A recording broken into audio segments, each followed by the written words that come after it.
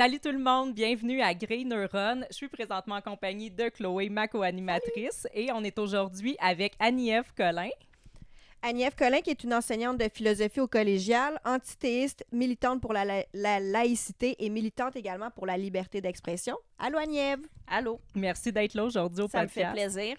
Annie-Ève, tu luttes également contre l'influence des idéologies woke dans les institutions d'enseignement, principalement contre l'idéologie queer, l'idéologie du genre, une lutte qui t'apporte beaucoup de critiques négatives et de cyber-intimidation. Oui. Oui. Ben, Oui. donc, c'est exact. Oui, absolument. Je pense que pour beaucoup de gens, le mot woke, c'est quelque chose de quand même assez vague. Je sais qu'il y a beaucoup de monde qui sont comme, c'est quoi, qu'est-ce que ça veut dire exactement? Donc, toi, tu luttes contre l'idéologie woke. Mon Dieu, c'est dur à dire, dans les institutions d'enseignement. Donc, c'est quoi exactement le wokisme, en tout cas pour toi? Ben, une référence que je recommanderais pour avoir des détails sur ce que c'est l'idéologie woke ou l'idéologie postmoderne, ce serait Cynical Theories de Helen Pluckrose et James Lindsay, qui a été traduit en français. Ils ont repris l'idée des impostures intellectuelles de Sokal et Bricmont. Le triomphe des impostures intellectuelles. C'est ça le titre de la traduction française. Mais en fait, c'est que... Mettons que je sais pas lire, là, puis que... Ceux qui adhèrent aux idées woke, ils vont se présenter comme des progressistes. Mais la conception postmoderne est à distinguer, quant à moi, du progressisme. Puis, en gros, c'est une conception de la société comme quoi les rapports de pouvoir sont partout. Puis, il y a vraiment une division binaire. En fait, tout est binaire sauf le sexe pour les woke. Mm-hmm. Mais il y a une division binaire entre groupe dominant et groupe opprimé.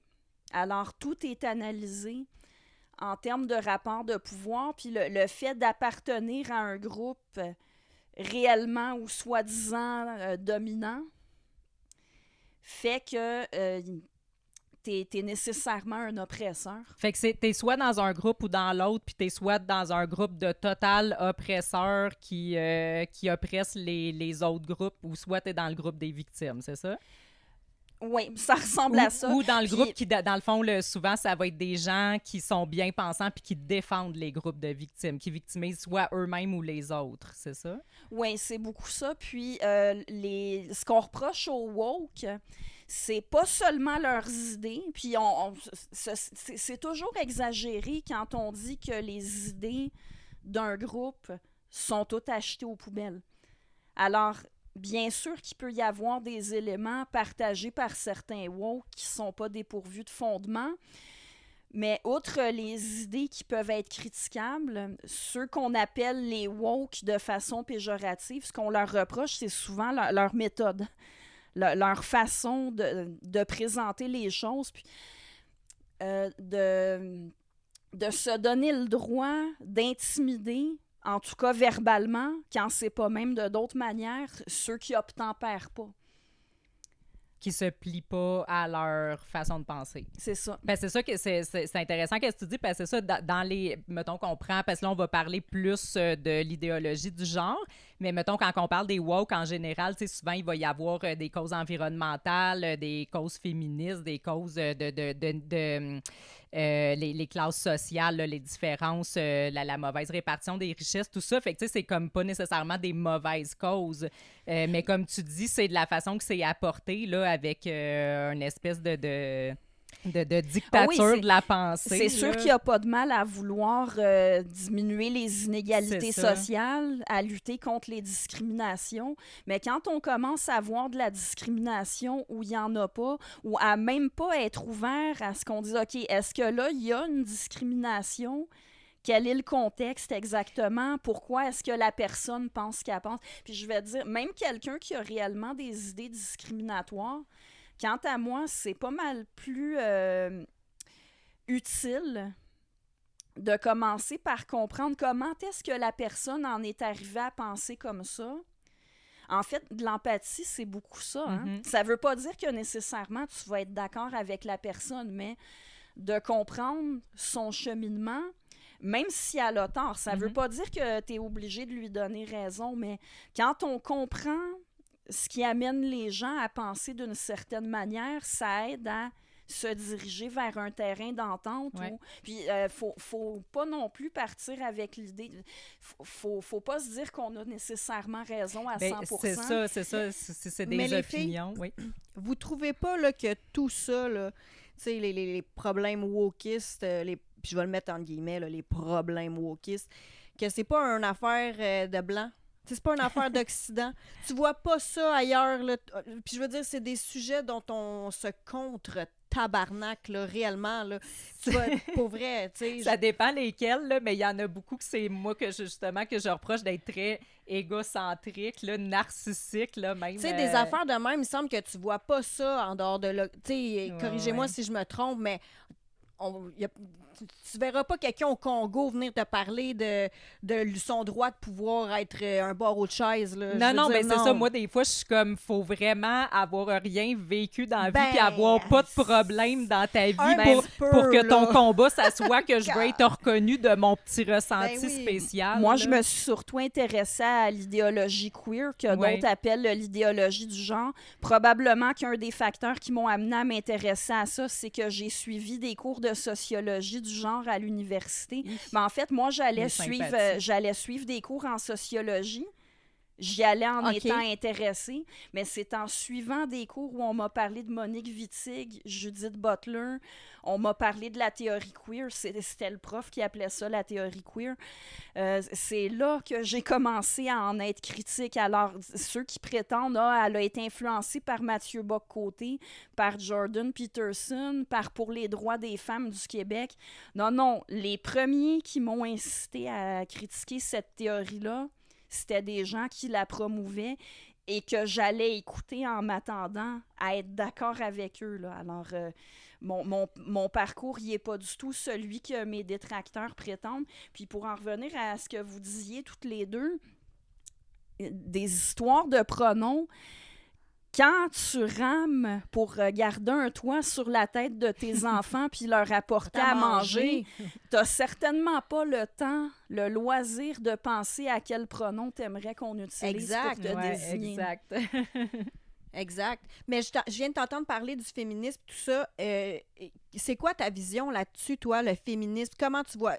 Tu sais, de mon point de vue, je pense qu'il y a un féminisme après-guerre puis un féminisme d'aujourd'hui, tu sais.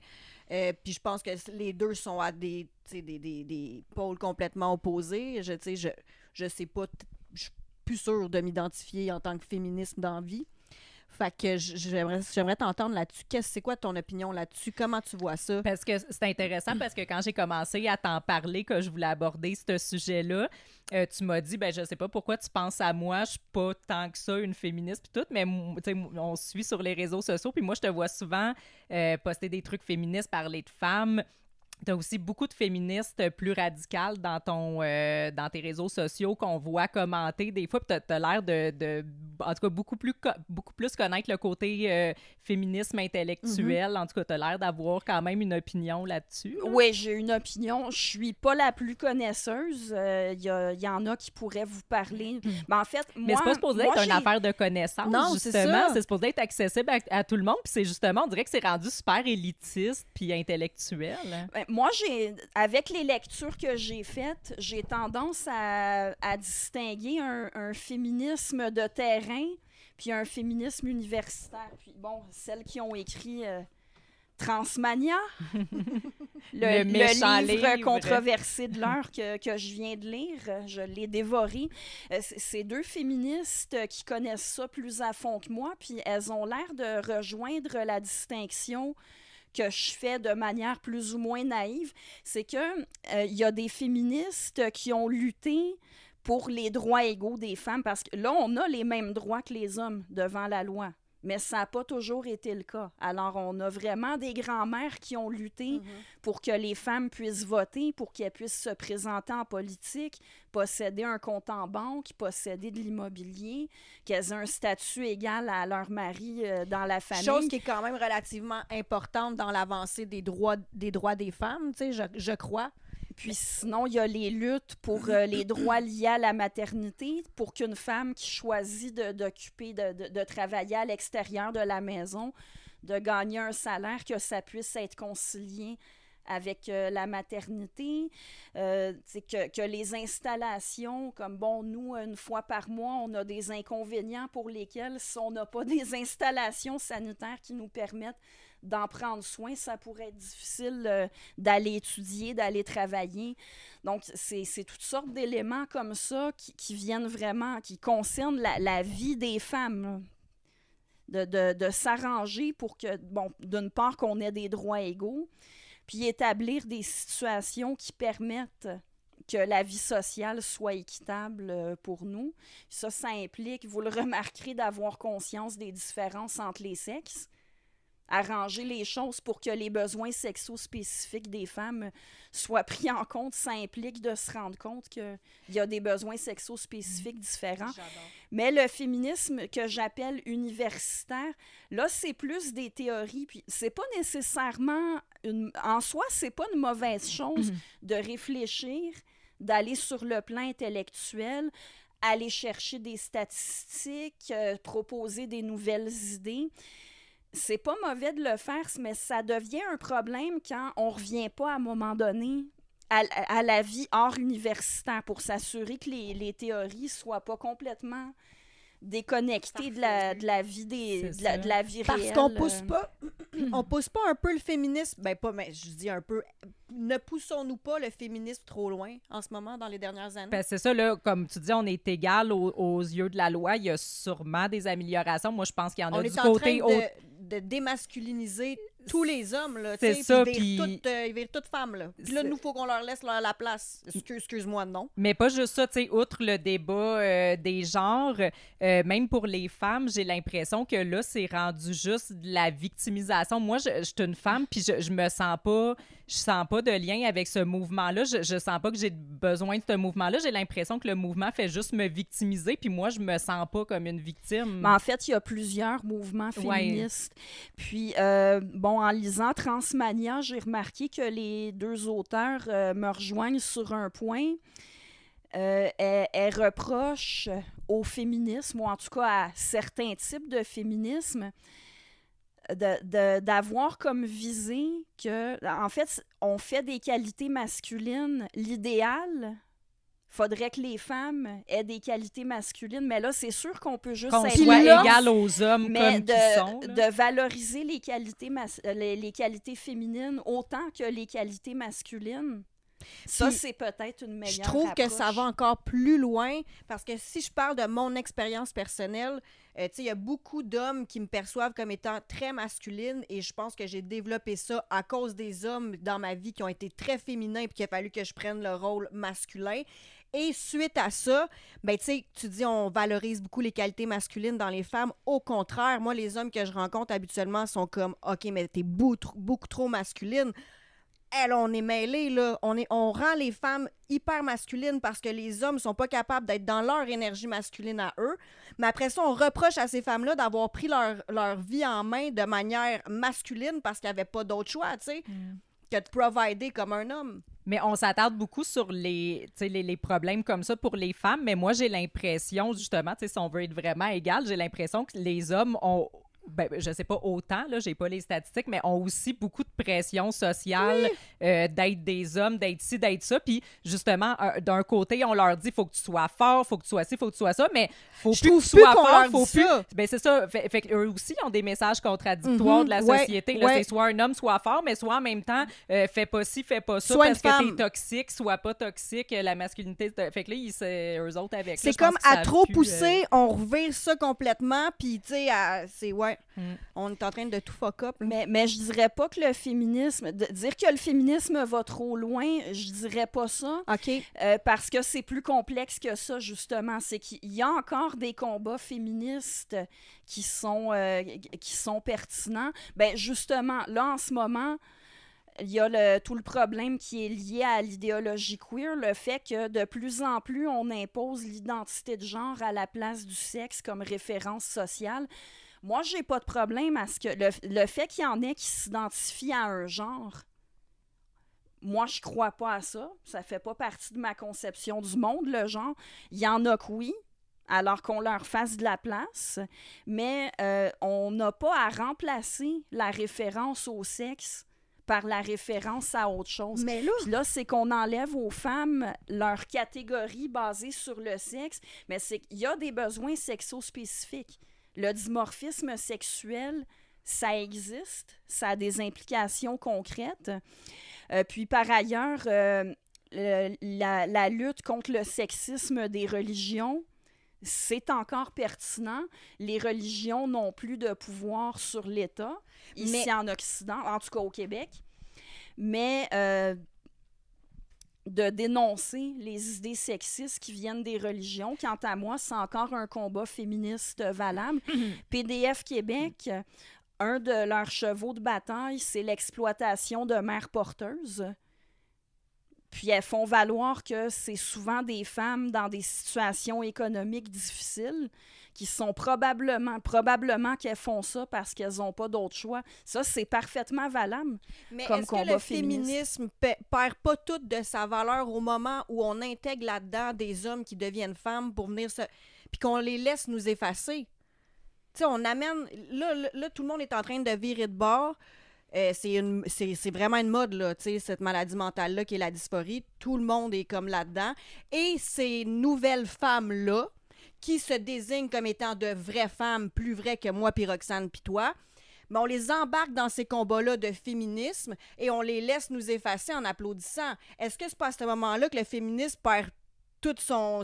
Je veux dire, ça a comme plus de bon Parce sens. que là, c'est quoi notre repère d'égalité si les hommes qui s'identifient femmes sont avec nous? Ça veut dire notre seul repère d'égalité, ce serait l'homme hétéro cisgenre? Ça n'existe pas une personne cisgenre, Roxane. Non, mais, mais en fait, si on leur demande de définir le mot femme, ils sont toujours embêtés ou ils vont te sortir une définition circulaire comme c'est quelqu'un qui s'identifie comme une femme. Mais il s'identifie comme quoi? Comme quoi? C'est ça la question. Une femme?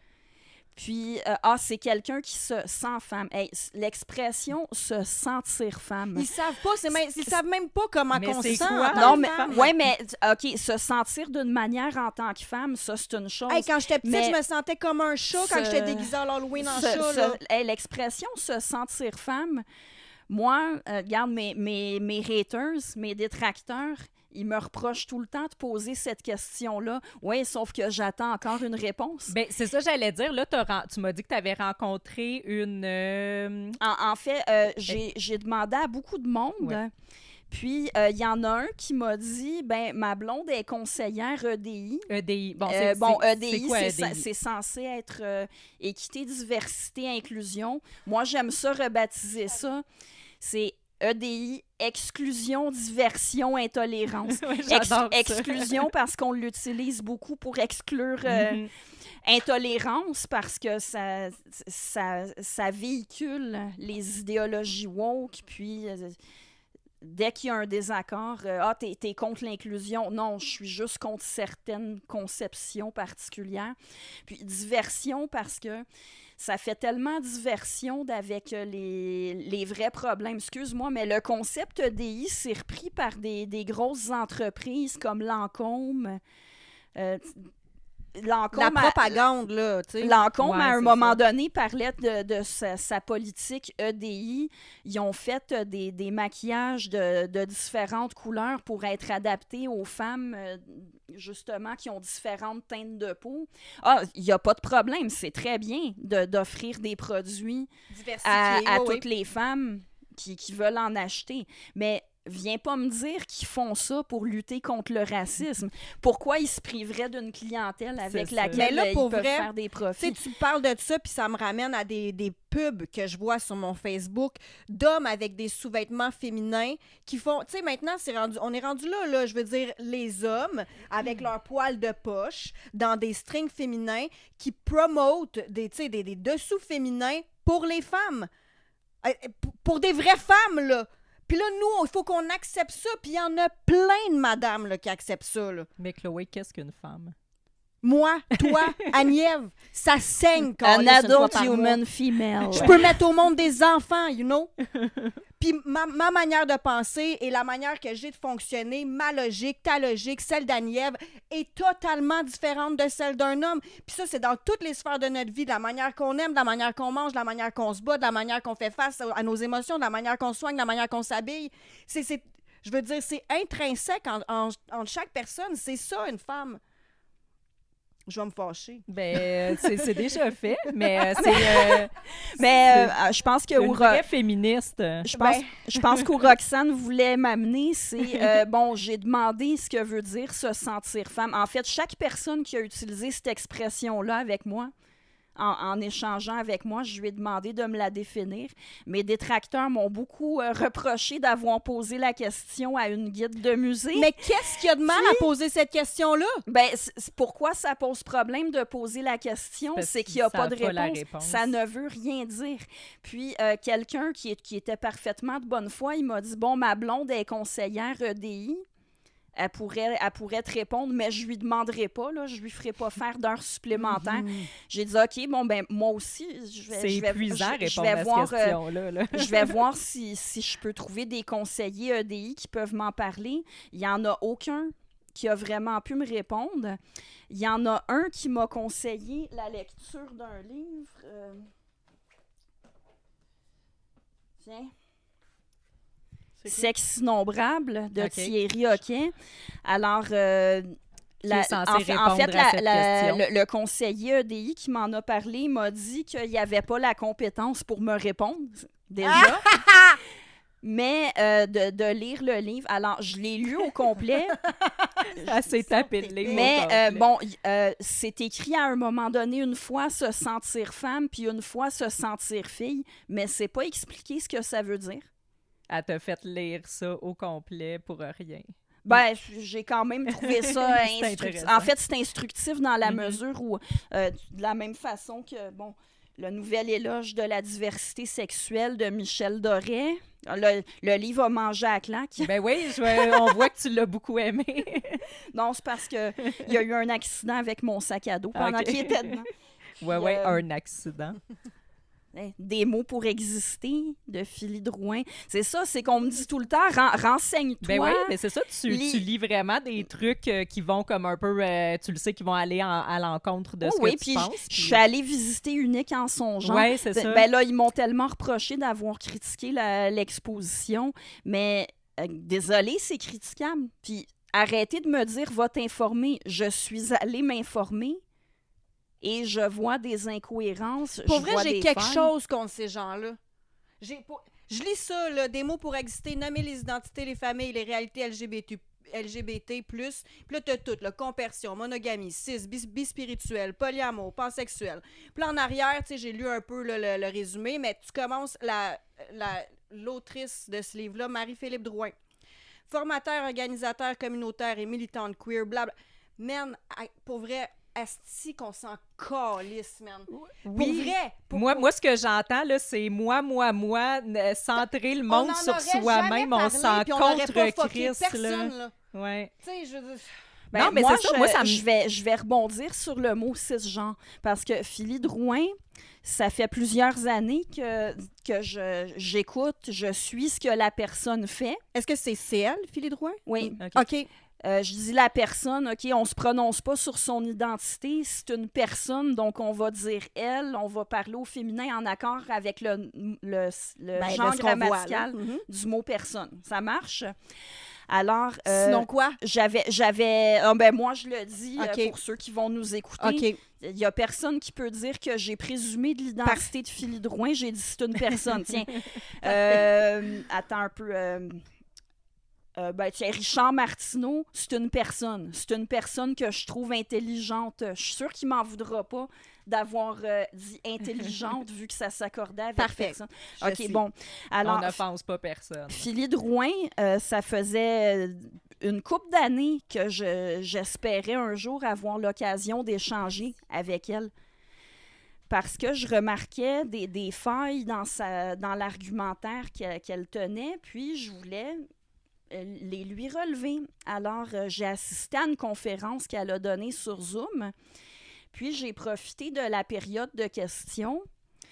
Je voulais déjà lui faire remarquer que sa prémisse, c'est qu'on a besoin de mots pour exister. En fait, ce que ça veut dire, c'est exister socialement.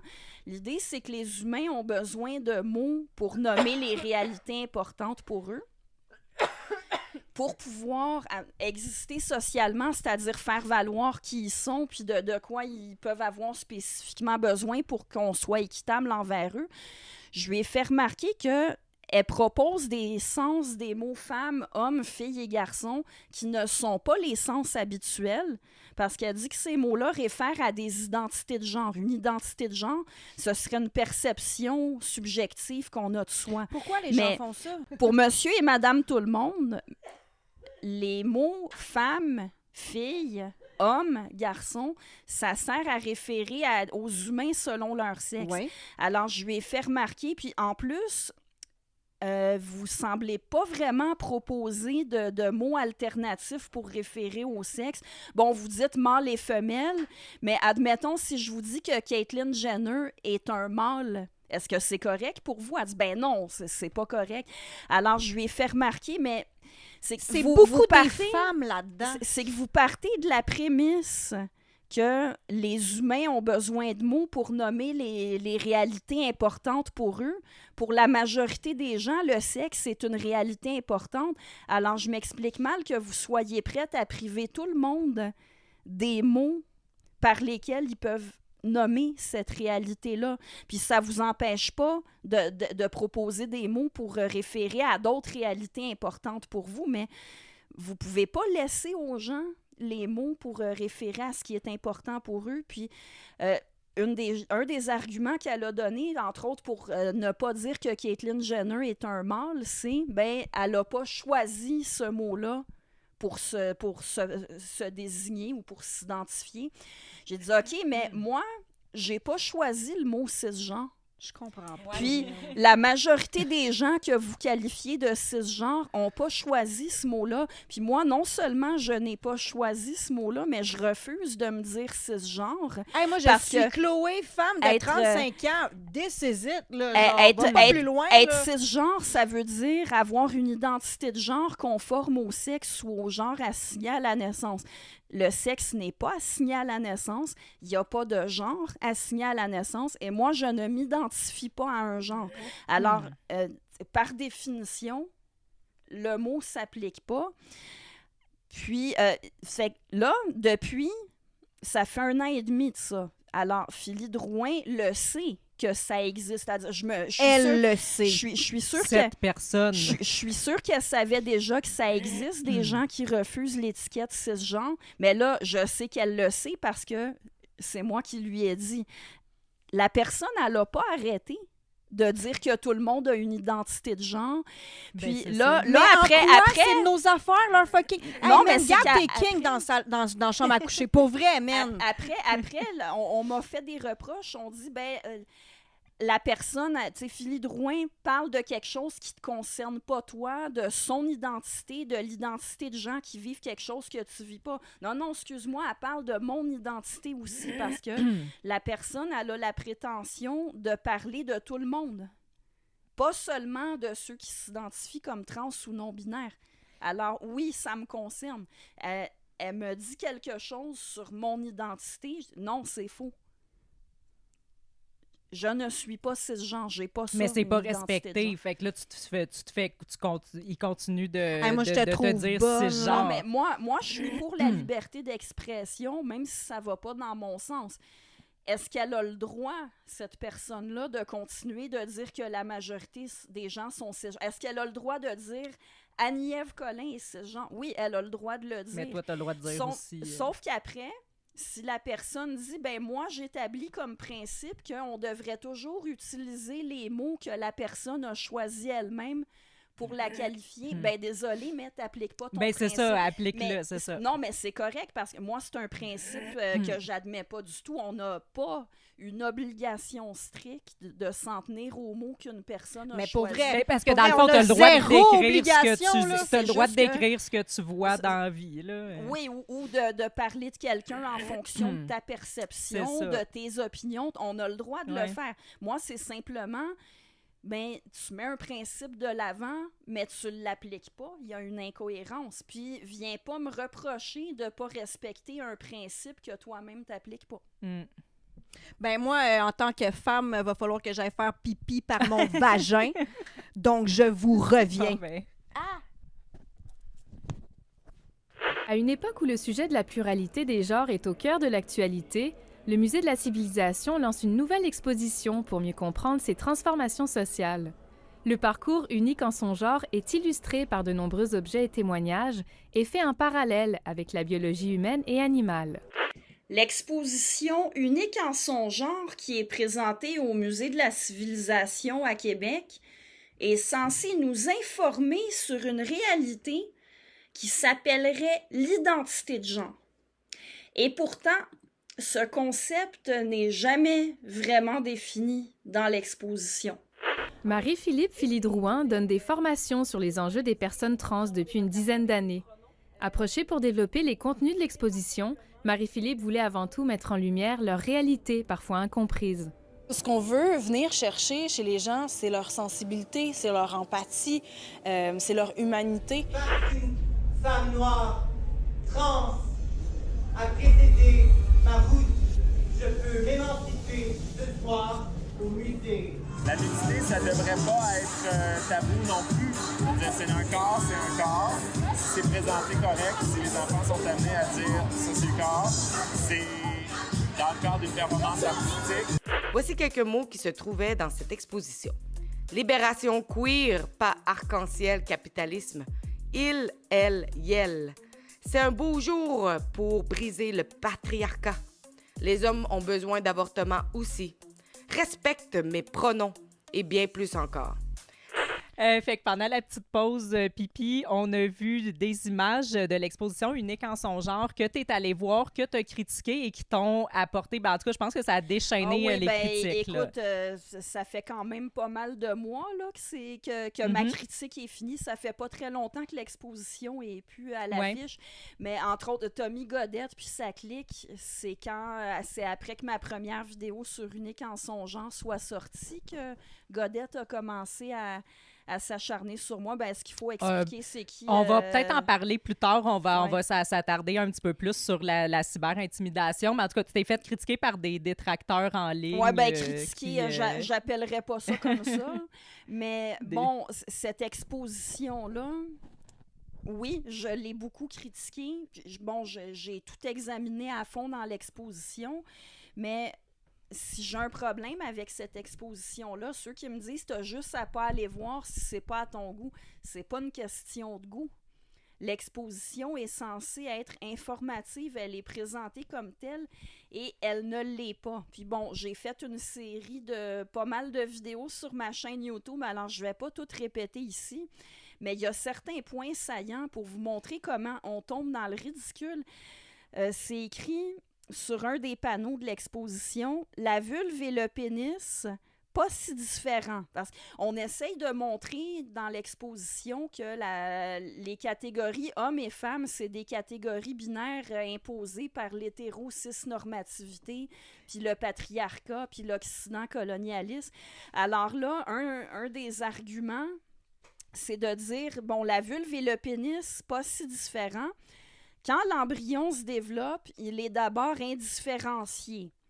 Cela veut dire que tout le monde commence avec les mêmes organes génitaux composés d'un gland et d'une fente. Lors du développement fœtal, ces organes vont se différencier.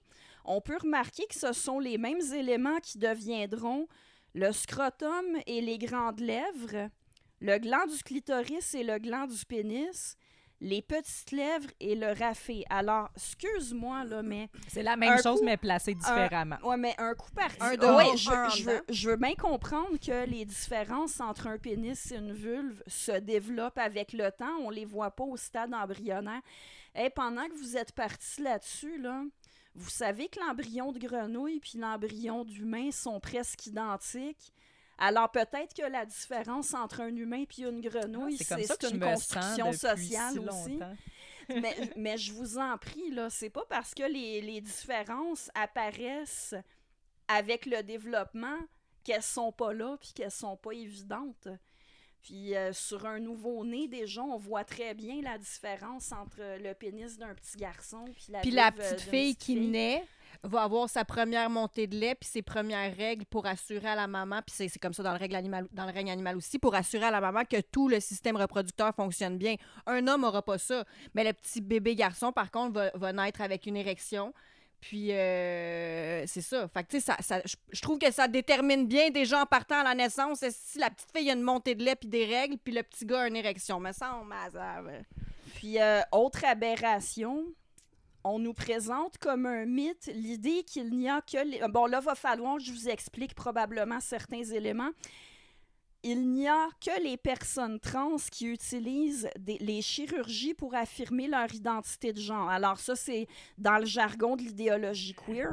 Ce qu'il faut comprendre, ce qu'on appelle des chirurgies pour affirmer l'identité de genre, en fait, c'est les chirurgies auxquelles des personnes dysphoriques qui cherchent à ressembler à quelqu'un de l'autre sexe vont avoir recours. Alors, admettons quelqu'un qui est biologiquement un homme, qui a une dysphorie, il voudrait vivre socialement en tant que femme. Oui, ça peut être la mâchoire, ça peut être de se faire poser des seins, ça peut être de différentes choses, mais ça dit... Statistiquement, les femmes cis, bon là, ce qu'il faut comprendre, c'est les vraies femmes qui disent pas qu'elles sont d'autre chose que des femmes. Alors, les femmes cis constituent le groupe social qui a le plus recours aux chirurgies d'affirmation de genre, dont font partie les augmentations mammaires. Bon, ça, c'est un reproche que je fais à l'idéologie queer, c'est que ceux qui l'endossent interprètent tout et n'importe quoi à travers la lentille de l'idéologie queer. Quand les femmes se font poser des implants mammaires, il y a pas mal plus de chances que ce soit pour correspondre à des standards de sex appeal ou de beauté, ou peut-être que c'est pour diverses raisons, comme il y a des femmes qui se font refaire les seins après un accouchement. Ouais. Bon, mais mettons que c'est juste esthétique. Dans le fond, eux, ce qu'ils sont en train de dire, c'est comme une affirmation de genre. Même si tu te sens femme, tu veux l'affirmer encore plus. Mais c'est présumé des motivations des gens. Puis de fait, j'ai fait le lien en lisant Transmania. Puis il n'y a pas si longtemps, sur Twitter, une personne militante, je dis une personne militante parce que j'ai aucune idée si c'est un homme ou une femme, qui disait, vous aussi, vous utilisez des méthodes pour affirmer votre identité de genre, comme l'épilation. OK, mais les soins d'affirmation de genre, ils revendiquent que ce soit remboursé par les assurances au travail, par l'État. OK, mais d'abord, pourquoi les femmes se font pas aussi rembourser pour l'épilation? Les pour augmentations mammaires, les seins remontés, puis elles font exactement la même remarque que Marguerite Stern puis Dora Muto. Pas dans cette optique-là, mais elles font remarquer qu'en fait, c'est qu'en France, les chirurgies pour les personnes trans qui cherchent à se donner une apparence qui ressemblerait plus à celle de l'autre sexe, c'est beaucoup, beaucoup payé par les contribuables, c'est beaucoup remboursé par l'État. Mais les femmes, vous avez toutes les deux parlé des femmes qui n'aiment pas leur sein. Il y a bien des femmes qui peuvent développer des problèmes d'estime de soi, d'anxiété. Absolument, ben oui.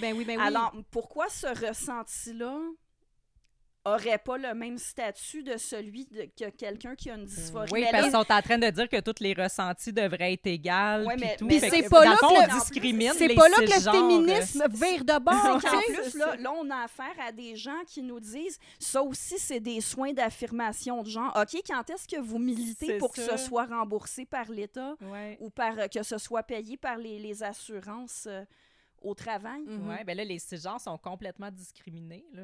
Ça n'existe pas, les cisgenres. mais Ça fait me donne que... le goût de plus le dire. Fait que, bref, puis on a affaire vraiment à un mouvement idéologique, un mouvement militant qui a décrété que le sexe n'avait pas d'importance sociale, que c'est l'identité de genre qui en a. OK, mais eux autres, ils ont décidé ça pour tous les autres. Puis, manifestement, je ne suis pas la seule à se lever pour dire « Attendez, c'est parce que pour moi, ce que vous appelez l'identité de genre, ça n'a pas d'importance. Le sexe, ça en a. » Parce que le dimorphisme sexuel est réel et il y a toutes sortes d'implications. Puis au lieu d'essayer d'aider ces personnes-là, on les encourage là-dedans. Ouais. Tu sais, c'est vraiment un manque d'acceptation. Un adulte qui a une dysphorie de genre persistante, qui fait une transition, puis qui demande que ce soit reconnu socialement. Là, je prends toujours le même exemple. C'est pas parce que Blair White, c'est ma référence. Pourquoi je choisis de parler de Blair White? C'est parce que, premièrement, si quelqu'un qui nous écoute la connaît pas, il aura juste à googler, puis il va voir facilement c'est qui. Puis parce que je sais aussi que Blair White a zéro problème à ce qu'on dise qu'elle est un homme. Elle le dit elle-même. Alors, s'il y en a qui veulent dire « Ah, c'est pas correct », vous direz à Blair White que j'ai parlé d'elle comme ça, puis je m'arrangerai avec elle. On salue Blair White. Thank you for having me. Mais bon, Blair White, si elle fait valoir que j'ai fait une transition, il y a une différence objective entre, admettons, Blair White puis Brad Polumbo, qui est un YouTuber que j'aime bien, qui est ami avec Blair White. Brad Polumbo, c'est un homme sans dysphorie, il n'a pas modifié son corps. Alors, si une personne comme Blair White dit « J'ai une condition, j'ai fait des changements, je suis passée par un processus, j'aimerais ça que socialement, on ne fasse pas semblant que j'ai pas fait ça, qu'on tienne compte de la différence. » Ça, j'ai aucun problème. Non seulement j'ai aucun problème, bien sûr qu'il faut en tenir compte. C'est pas de donner une reconnaissance aux personnes trans, le problème. C'est d'effacer la réalité du sexe de nos références sociales. C'est de chercher à imposer à tout le monde de nier la réalité en prétendant qu'il n'y a aucune différence entre, admettons, Blair White puis une de nous trois. Oui, il y a une différence. Puis si on veut une société équitable, faut pas faire semblant qu'il n'y a pas de différence. Comme je dis souvent, j'ai l'impression que même de vouloir enfoncer ça dans le fond de la gorge puis aller trop loin avec ça, ça rend les gens intolérants. Parce que je veux dire... Je connais personne, moi, qui est contre les trans. Je connais absolument personne contre les trans. Non. Je connais plein de monde qui sont contre se faire forcer à dire des pronoms inventés comme Yel ou à se faire imposer l'écriture inclusive puis à se faire dire ça n'existe pas, homme ou femme, mâle ou femelle, puis des trucs comme ça. Mais je connais personne qui est comme « Oh non, moi, je veux que les trans n'existent pas. » C'est l'effacement. J'ai vraiment l'impression que ce qu'on essaie de faire, c'est effacer...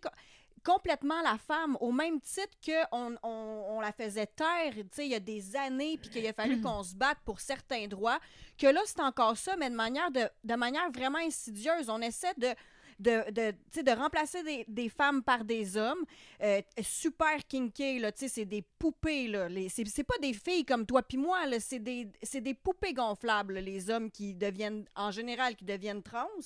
Puis après ça, les hommes qui sont restés hommes, j'ai l'impression que leur regard est beaucoup plus porté vers ces poupées-là que vers des femmes de naissance comme vous et moi. Oui, puis là, nous, on peut même pas se faire payer les chirurgies pour exactement, puis je trouve que c'est comme, de manière insidieuse, un autre effacement. Puis ce qui est encore plus tragique et dommageable, c'est que nous femmes, on applaudit ça. Comme si on voyait pas plus loin que le bout de notre nez, là. Mais des femmes qui s'opposent à ça, il y en a beaucoup. C'est juste que c'est pas elles qu'on entend le plus dans les médias. Okay. Puis, bon, ça, c'est juste ce que j'ai remarqué. Souvent, les militants queer sont beaucoup plus violents verbalement avec les femmes qui critiquent... leur idéologie qu'avec les hommes qui font la même chose. How weird! Mais je voulais quand même rebondir sur un point du monde vraiment contre les trans. Oui, ça existe. Puis moi, j'ai écouté des commentateurs politiques du Daily Wire. Matt Walsh, Ben Shapiro et compagnie. Oui, ça existe. Matt Walsh, ça fait un bout de temps que j'ai rien écouté de lui, mais un temps, je le suivais assez assidûment. Ça, c'est le Twitter Files. C'est le gars des Twitter Files. C'est celui qui a fait What is a Woman? Oui. What is a Woman est excellent. Oui, j'ai vu ça. Autant Matt Walsh a des idées très, très critiquables par ailleurs, mais What is a Woman, très bon. Je parlais plus de façon générale là, dans la vie de tous les jours, les gens qu'on côtoie. Là, oui, c'est sûr qu'il y a des extrêmes. Il y a un problème quand même, c'est que simplement en étant critique des exagérations de cette idéologie-là, comme juste les éléments de l'exposition dont j'ai parlé tantôt. Je dis, hey, ça, là, c'est exagéré, c'est faux, on tord la vérité. Un peu comme... automatiquement, on est classé avec Matt Walsh puis Michael Knowles. Ouais. Les féministes radicales se font assimiler à l'extrême droite. Le féminisme radical, c'est totalement à gauche là, comme conception du monde. Qu'est-ce que le féminisme radical? Il y en a qui seraient mieux placés que moi pour l'expliquer. Mais ça mais en fait, il faut comprendre, radical, Globalement, c'est souvent mal compris parce qu'on pense que c'est radical au sens d'extrémiste. C'est plutôt féminisme radical au sens de féminisme qui va à la racine. c'est plus traditionnel. La racine du problème, c'est-à-dire le patriarcat, le système qui opprime une classe sexuelle au bénéfice de l'autre classe sexuelle. On le fait déjà. On est en plein dedans. Fait que c'est ça vraiment plus la définition de base du féminisme radical. Puis on parle de classe sexuelle. Quand les féministes radicales utilisent le mot genre, c'est pas pour référer à une caractéristique des personnes. Elles utilisent le mot pour référer aux attentes sociales, aux normes de masculinité et de féminité. Alors, je suis pas toujours d'accord avec tous les points du féminisme radical, mais une chose que je leur accorde totalement, c'est que leur usage du mot « genre » est cohérent. Alors que quand on va du côté de ceux qui endossent l'idéologie queer, là, on ne sait plus si le genre, c'est un ressenti des normes sociales. Ça peut pas être les deux. Des normes sociales, c'est pas un ressenti. Une norme sociale, c'est par exemple, qu'est-ce que ça veut dire quand tu es en auto puis que la lumière est rouge? Ça veut dire que tu t'arrêtes. C'est une norme sociale. C'est pas un ressenti, c'est pas subjectif. Une norme sociale, c'est quelque chose qui peut être constaté objectivement, dont on prend connaissance. C'est pas un ressenti. Bon, il y a des normes sociales qui sont moins dangereuses à enfreindre que le sens du feu rouge. Mais par exemple, comment je suis habillée, c'est féminin. Je porte des vêtements de femme. Pas parce que je les ressens comme des vêtements de femme. Il y a vraiment des normes sociales qui sont telles que certains vêtements sont féminins, d'autres sont masculins. On est en train de passer à notre habillement en ce moment. Hein? Non, mais si un gars veut porter ce que je porte, il a tout à fait le droit. Il enfreindrait des normes sociales, mais ce serait pas dangereux. Brûler un feu rouge, c'est dangereux. Totalement. Donc, il n'y aurait pas de danger comme tel, mais si un gars était habillé comme moi, on dirait, il est habillé comme une femme, puis on aurait raison de le dire. Maintenant, est-ce que les normes sociales évoluent? Oui. Le pantalon a déjà été un vêtement strictement masculin. Maintenant, c'est un vêtement unisexe. Il y a eu une évolution. Vous remarquerez que pour que ce soit vrai, ce que je dis, puis pour que je puisse le dire, il faut qu'objectivement, le pantalon ait déjà été masculin, puis qu'objectivement, il soit devenu unisexe. J'ai pas envie que la robe devienne unisexe. Mais aussi, je pense que c'est quelque chose qui se fait graduellement. Puis là, j'ai l'impression qu'aujourd'hui, il y a des gens qui diraient que c'est épouvantable ce que tu viens de dire, qui voudraient que toutes ces normes sociales-là de genre soient abolies immédiatement. Fait que dans le fond, c'est un peu... C'est tout le temps... Ils nous demandent de faire semblant. Il faudrait que je dise, non, là, ta robe, elle peut autant être portée par un homme que par une femme, puis que je fasse semblant d'y croire. Oui, un homme a le droit autant que moi de porter une robe. Mais la vérité, c'est que moi, quand je vois ta robe, je pense plus à un vêtement de femme. Mais je veux dire, c'est juste parce que je suis honnête, puis je pense que c'est ce qui passe dans la tête de pas mal tout le monde. Oui, puis OK, c'est sûr que les vêtements d'hommes et de femmes, c'est une construction sociale, mais c'est pas parce que c'est une construction sociale que c'est mauvais.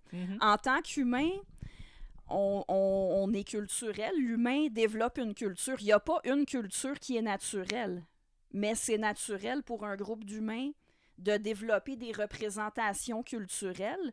Puis on vient apposer des représentations culturelles, des coutumes, des symboles, des mots sur des choses qui ont de l'importance pour nous. Dans toutes les sociétés humaines, la différence entre les sexes a de l'importance. Donc, oui, on a des représentations du masculin et du féminin. La majorité des gens sont bien avec ça. Alors, s'il y a des gens qui veulent enfreindre ces normes-là, puis qu'on veut leur faire de la place, qu'on veut que ces normes-là soient quand même souples pour que l'individualité puisse s'exprimer, c'est super, ça. L'idée est géniale. C'est comme ça que ça devrait être.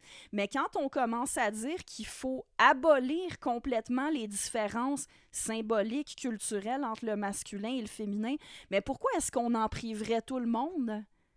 Parce qu'une minorité de gens ne se reconnaît pas là-dedans. Absolument. Je reviens au côté féministe radical parce que je voulais revenir sur le mot TERF parce que tu te fais traiter de TERF. Ouais, what is that? En fait, c'est les... c'est quoi une TERF puis qui te traite de TERF? Qu'est-ce que ça veut dire? C'est censé vouloir dire Trans Exclusionary Radical Feminist. Mais, donc, pour ceux qui ne comprennent pas l'anglais, ça voudrait dire une féministe radicale qui exclut les personnes trans. Pourquoi ils sont mêmes? Mais dans la réalité, n'importe quelle femme qui critique l'idéologie queer risque de se faire traiter de TERF. Je suis une TERF. Même je l'assume. Même si elle n'est pas une féministe radicale. Puis même des femmes qui sont pas féministes du tout. Utilisez les pronoms TERF pour moi, s'il vous plaît. Puis identifie à ça. Ouais. Non, mais en ce qui me concerne, il y a certaines femmes qui ont repris l'acronyme puis qui en ont changé le sens. Alors moi, j'ai un petit peu embarqué là-dedans. C'est ça, quand des fois, quand quelqu'un me traite de TERF, je dis c'est ça, telling everyone real facts. Ou tired of explaining reality to fucktards. Je suis une TERF. C'est bon. Puis un très bon que j'ai vu, c'est Tenaciously Ensuring the Rights of Females. Alors, oui, il y a des femmes qui ont repris ça. OK, correct, je suis une TERF. Voici ce que ça veut dire.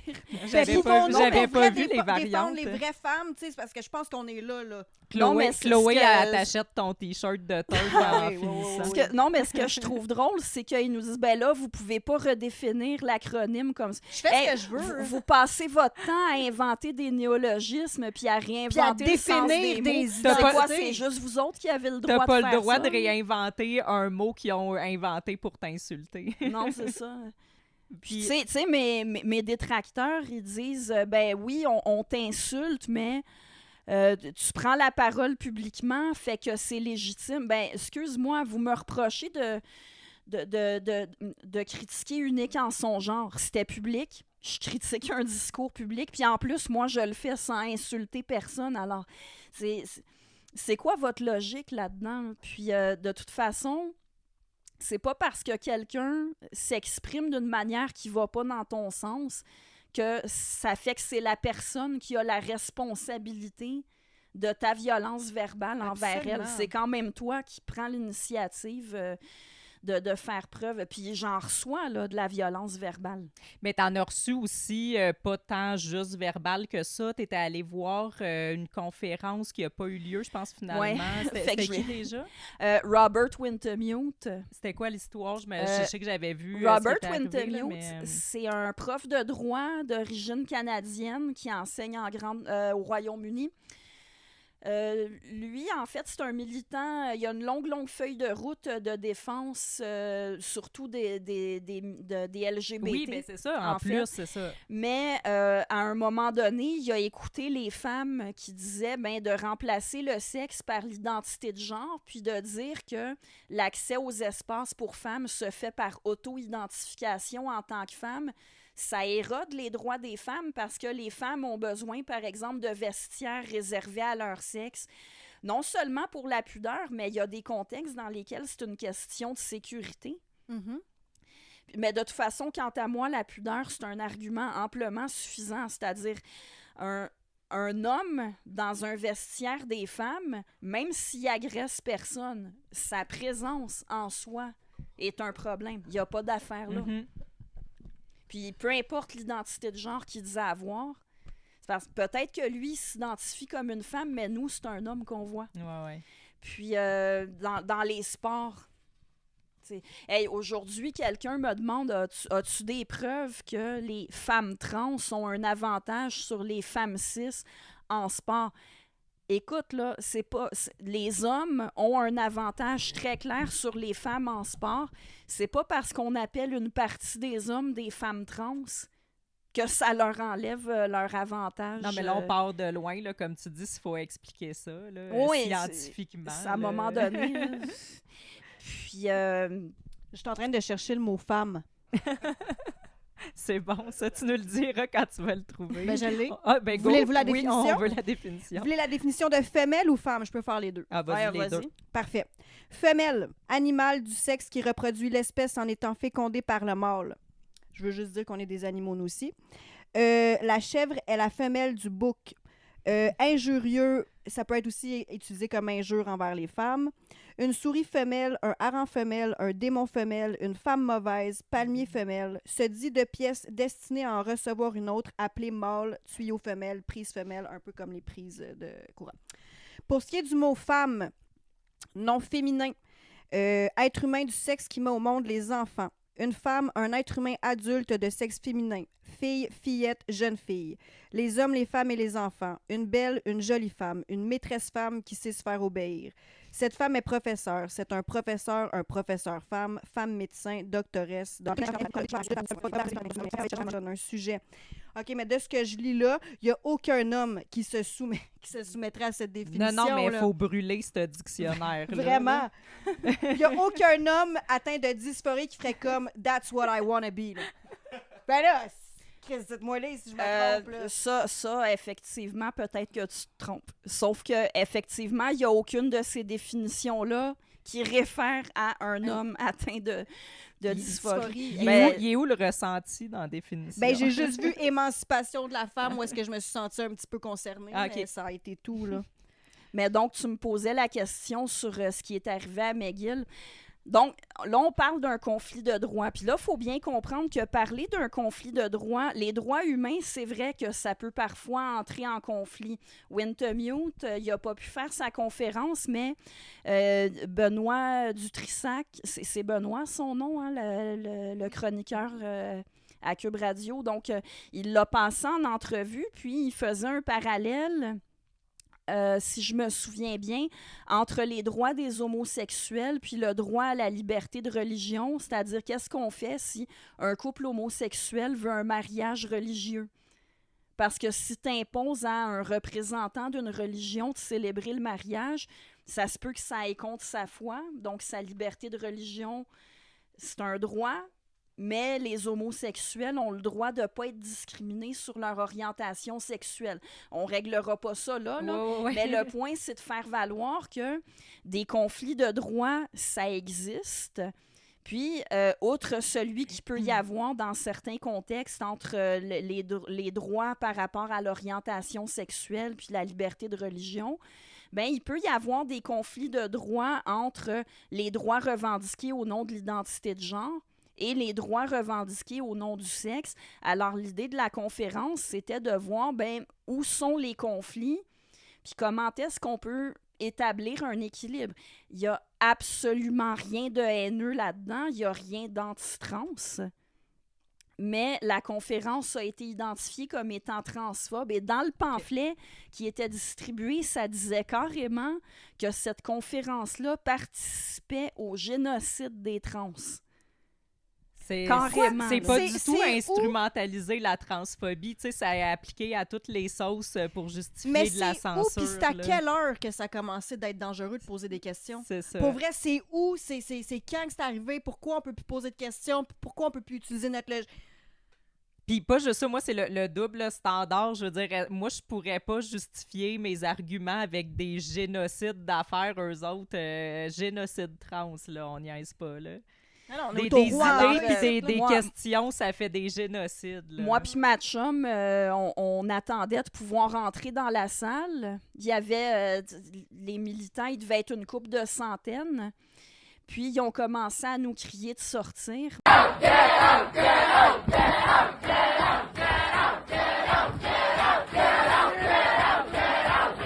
Moi, j'arrive là, je m'attendais Toi, pas. spécifiquement? J'avais vu dans Le Devoir un article qui disait il y a cette conférence-là aujourd'hui. Alors, j'ai écrit à ma copine, à 2 amies, en fait, ça vous tente-tu qu'on y aille? Une des 2, elle a dit oui. Alors, moi, j'ai mis un de mes hauts, j'ai toute une série de T-shirts puis un coton ouaté avec une œuvre de Vanessa Vauquier, qui est une féministe radicale ontarienne, qui a fait une peinture, il y a des fleurs, des couleurs, et c'est écrit « I love J.K. Rowling ». Woman égale adult human female. Puis bon, J.K. Rowling, pour ceux qui ne le sauraient pas, est comme identifiée comme une TERF en chef. L'auteur d'Harry Potter. Parce qu'elle a commencé, il y a quelques années, en 2020, à défendre l'idée, les femmes existent. Le fait d'être une femme, ça a un impact sur toute ta vie. Absolument. Elle dit « It shapes your life ». Drette ça. Donc, les droits des trans, oui, totalement. Mais pas nier la réalité des femmes, puis pas sanctionner les femmes parce qu'elles disent que le sexe, ça existe. Alors, moi, j'avais mis ce T-shirt-là parce que moi, dans ma tête, j'allais voir quelqu'un qui était dans cette optique-là. Je pensais rencontrer des gens sur place, en plus du conférencier, d'autres gens qui voyaient les choses comme moi. Alors là, il y en a qui ont prétendu que j'étais allée contre-manifester. Ben oui, je vais contre-manifester toute seule contre 200 personnes, moi. Puis que j'avais mis ce T-shirt-là pour provoquer. Non, moi, je pense, c'était pas la gang de crinqués, moi, que j'allais voir. C'était Robert Wintermute. Ah, puis c'est drôle comment que là, toi, t'as pas le droit de t'habiller comme tu veux. Effectivement. Puis ma chum, à un moment donné, elle s'est retrouvée au plancher. Il y a quelqu'un qui a lancé son cellulaire. Moi, on m'a crié dans l'oreille avec un porte-voix. Tu sais, on était 2 femmes. Il y avait 3 hommes qui étaient là aussi parce qu'ils voulaient entendre le conférencier qui se faisait bousculer autant que nous. Ils se sont mis, ils nous ont comme encadrés. Il y en a un qui s'est mis à côté de moi. Les 2 autres se sont mis à côté de ma chum. Ils nous encadraient. Ma chum puis moi, on se tenait l'une à l'autre pour pour pas qu'ils nous fassent tomber, tu sais, pour se mettre plus en sécurité. Puis, ils nous demandaient pourquoi on restait, pourquoi on s'en allait pas. Moi, je dis, on va certainement pas. J'ai répondu en anglais, on était à McGill. We don't want to surrender to that kind of bullying.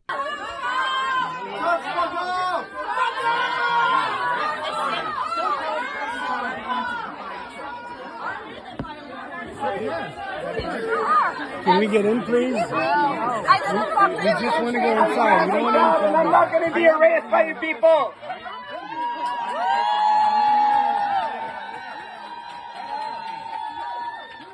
Just thought trans people pedophiles. They're pushing through the front, yeah. Hey. Don't touch me. Get out! Get out! Don't touch Get me. out! Get out! Get out! Get out! Get out! Get out! Puis on espérait qu'on finirait par pouvoir parler au moins à Robert Wintermute. On avait compris que la conférence n'aurait jamais lieu. Mais bon, Robert Wintermute n'est pas resté pour jaser. Ça, je le comprends parce qu'ils ont fini par réussir à rentrer dans la pièce où il devait y avoir la conférence. Ils lui ont, d'après ce que j'ai lu dans la Gazette, ils ont débranché son projecteur puis ils lui ont lancé de la farine. OK. Puis, nous, on a fini par sortir de la bâtisse parce qu'un journaliste de la Gazette a demandé à me parler. On ne pouvait pas s'entendre à l'intérieur. Alors, on est sortis pour que je lui parle. Puis, ensuite, j'ai communiqué avec Sophie Durocher. En dehors de Cube Radio, il n'y avait aucune chance qu'un média couvre cet incident-là. Mais comment? En laissant de la place aux 2 coups. D'ailleurs, Sophie Durocher, elle m'a reçu à son émission le jour même. J'ai raconté ce qui s'était passé, mais elle a aussi invité Céleste Trianon, qui organisait la manifestation dans laquelle ma chum puis moi, on s'étant fait bousculer. Mais Agnève, dans les oreilles. Sophie, oui, de ce que ma chum me dit, c'est... Moi, j'ai pas vu c'était qui. Là. Ça fait comme, j'ai fait le saut. Mais Sophie Durocher était prête à laisser la parole à tous les côtés. Puis elle a refusé. Que je sache, il me semble que Sophie Durocher, c'était à Benoît Dutrissac qui parlait en ondes. Elle a dit je l'ai invitée, mais l'invitation a été refusée. Mais bon, j'ai dû prendre un congé de maladie. J'ai eu un petit choc post-traumatique. Puis là Godette puis sa gang qui disait elle se victimise. C'est parce qu'on avait 200 personnes qui nous menaçaient. On est 2 filles, là. Puis moi, il y a 3 personnes qui sont techniquement des hommes qui se sont dressés devant moi en me criant après avec un air menaçant. Vous êtes 2 femmes, vous le savez autant que moi. Ouais, mais moi, j'aurais choisi la violence. Vas-y, Chloé, là, t'as l'air d'avoir de quoi. Premièrement, je veux juste qu'on souligne que Célestria-Shit, c'est un homme. Et deuxièmement, comment vous faites pour pas choisir la violence? Moi, je m'en calisse que tu sois un homme, une femme, tu m'auras encercllé de même, je te pique dans la gorge. Que tu sois n'importe qui, là, comment vous faites pour... Je pense que c'était le nombre ou, mettons que vous auriez été plus égal en nombre, est-ce que tu aurais réagi plus violemment que ça? Moi aussi... Non, mais...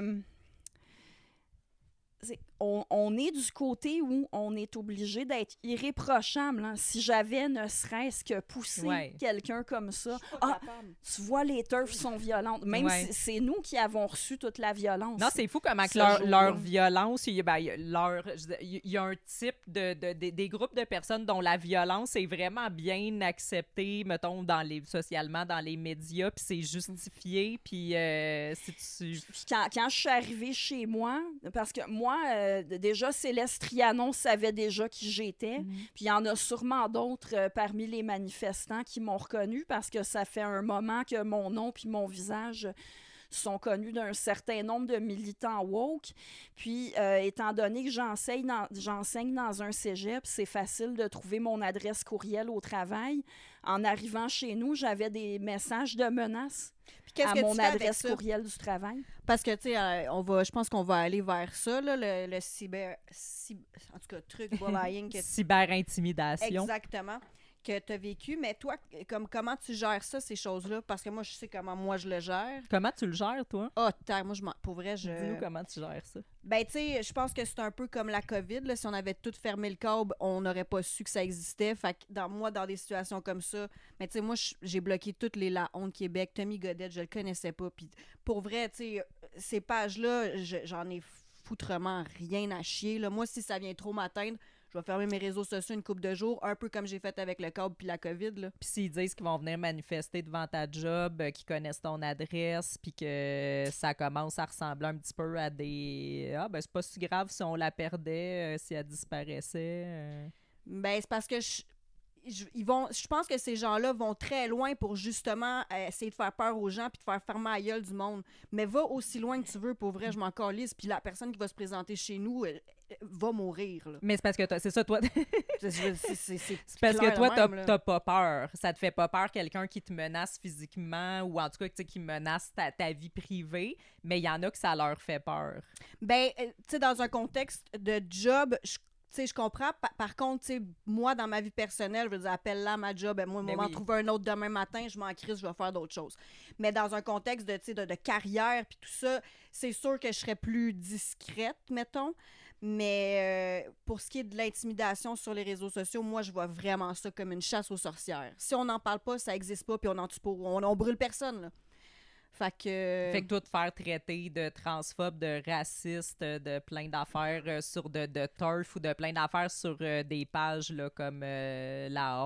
sais, on a vécu Martin Petit ensemble, puis je te dirais que les 2-3 premières semaines, là, je le cacherai pas à personne, hein, puis je pense que le monde l'ont vu avec nos réseaux sociaux. On a eu un petit choc, là. On a eu besoin d'un petit 2 minutes. Ben, c'est envahissant, là. C'est fatigant, là. C'est que tu peux plus ouvrir tes réseaux sociaux. Ben, exactement. Fait que moi, c'est un peu la même chose que...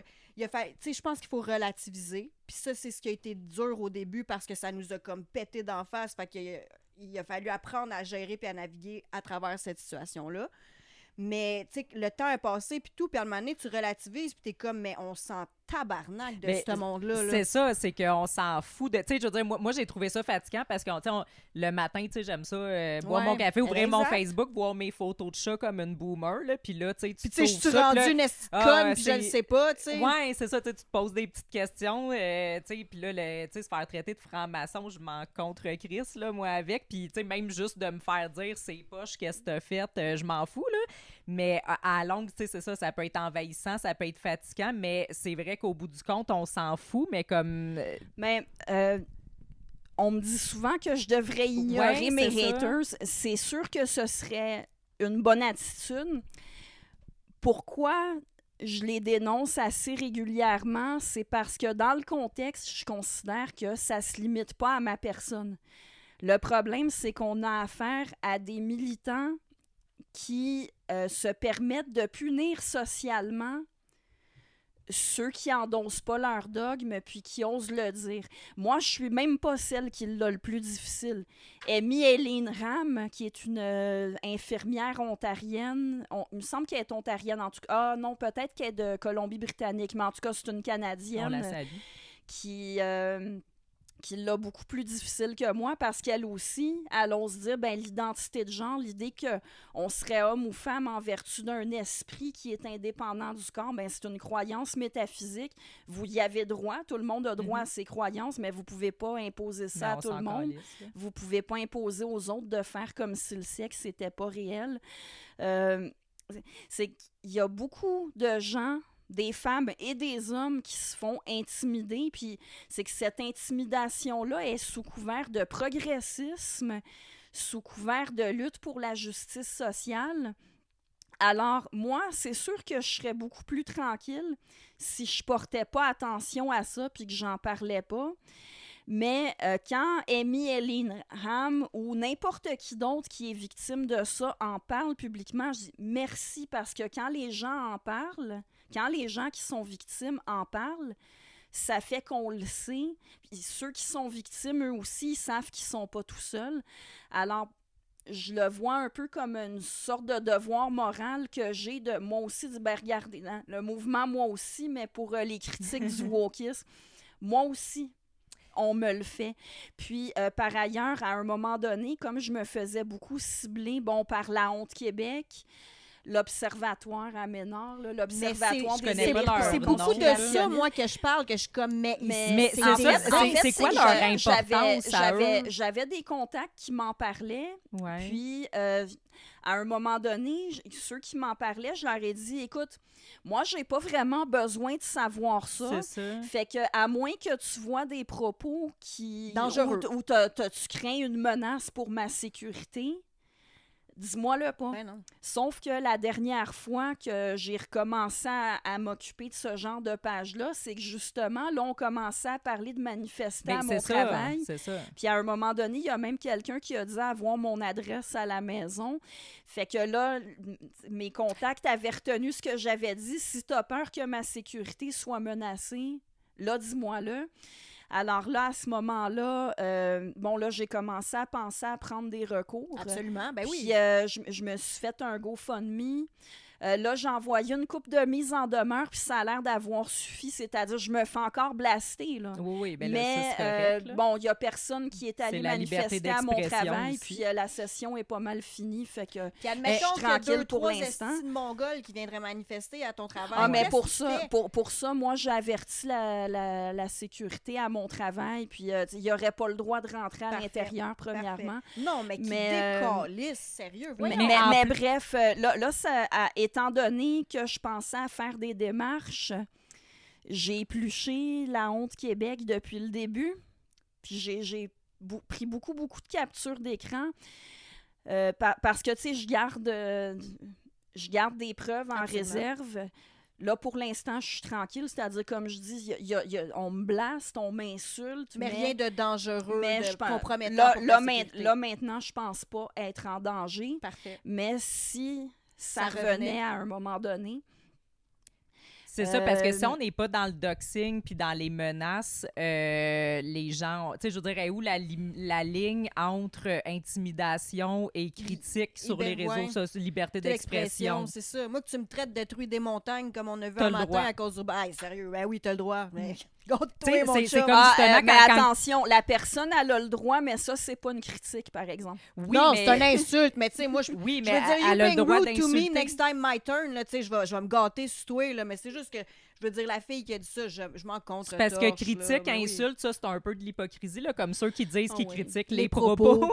Mais, tu sais, mais autrement, tu sais, les gens, des fois, sont comme, pour quelqu'un qui prône la liberté d'expression, tu prends pas ben les critiques. Mais oui, t'as le droit de m'insulter, t'as le droit de me critiquer, mais j'ai le droit... Attends-toi à ce que je j'ai le droit, réponde. j'ai le Ben droit Oui, de puis de toute répliquer. façon, Ça- moi, justement, ils disent que je prends pas les critiques. Mais c'est pas des critiques que vous me faites, c'est des insultes. Oui, mais Puis, critique ou insulte, t'as le droit de répondre. là. Ils disent qu'ils me fait ce que je fais à d'autres. Ah, mais elles sont où mes publications, moi, où j'insulte du monde, où j'attaque des gens sur Perso, leur j'en ai pas apparence, sur vu, leur là, moi, de orientation Daniel. Ouais, non, c'est ça. sexuelle.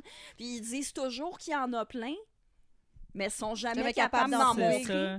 Puis, tu sais, à un moment donné, une de nos amies Facebook est allée leur parler, elle dit, mais sur la honte Québec, elle dit, mais si Annie-Ève, elle tient tant que ça des propos injurieux, intimidants, pourquoi tout ce que vous trouvez à faire, c'est de mettre sa tête sur un dessin de Cartman? Moi, je pense Mais qu'il te reprocher trouve des menaçante. statuts, mais- insignifiants. Mais ouais, Je pense peut-être, mais... que c'est ça, t'es vu comme une menace pour ces groupes-là. Puis ils ont tellement peur qu'ils essaient de, tu sais, de faire Mais ma gueule, encore, là. moi, ce que je comprends pas, c'est quoi l'intérêt. Tu sais, c'est correct là, qu'elle ait été leur demander ça, mais pourquoi? Je veux dire, je vois même pas l'intérêt de discuter c'est quoi leur importance à ces gens-là, à ces groupes-là, puis pourquoi est-ce que ça vaut vraiment la peine d'essayer de discuter avec eux? Tu sais, pour moi, c'est comme, on peut rire d'eux, là, parce que des fois, ils sont complètement ridicules, leurs posts, puis ce qu'ils disent, mais autrement, c'est de les ignorer, parce que je pense pas qu'on peut dialoguer avec ces gens-là. Ah, ça, c'est clair. Ben, bon, c'est plus à elle qu'il faudrait demander Ouais, pourquoi c'est ça. elle est allée leur parler. Regarde, la personne qui tient cette page-là a l'air de beaucoup aimer qu'on s'occupe de ses Oui. niaiseries. Moi, c'est l'été dernier que je sache que la page a commencé. Un de mes amis Facebook, Olivier Caestley, il me l'a dit. Il m'a dit, garde une nouvelle page qui nous cible. Moi, je m'en suis pas occupée. Puis à un moment donné, l'admin vient commenter une de mes publications. Je me dis, il doit espérer que je vais commencer à lui répliquer. Je l'ai juste bloqué. C'est arrivé quelques fois que je réagisse, parce que moi, je regarde pas la page, mais comme j'ai des amis Facebook qui sont ciblés, des fois, je vois passer des choses. Ça arrive que certains de mes contacts viennent montrer des captures d'écran de ce qui est publié sur moi. Soit ils me les envoient en privé ou ils viennent les mettre en commentaire en dessous de mes posts. Fait que ça m'est arrivé de réagir à ce moment-là. Mais comme toi, je pense qu'une page de même, c'est mieux de ne pas la regarder. Mais non. Mais moi, j'ai tout mais bloqué, ces qu'est-ce qu'on aime faire ici, par exemple, avec ce genre de commentaires-là? De temps en temps, quand on accumule suffisamment, on se fait un petit courrier des lecteurs. Puis là, tu m'as envoyé justement une couple de screenshots que tu avais de messages que tu as reçus de posts sur eux. Fait qu'on se fait un petit courrier des lecteurs. Moi, On va je suis lire down. une couple de Ben ouais. messages d'eux pour... Bonne idée. parce qu'ils veulent Hey, tellement attends. d'attention, on va leur en donner. Let's go! D'habitude, j'aime mieux que l'attention soit dirigée vers moi, mais on va faire un petit spécial. Excellent, t'es tellement généreuse. Je sais. OK. Un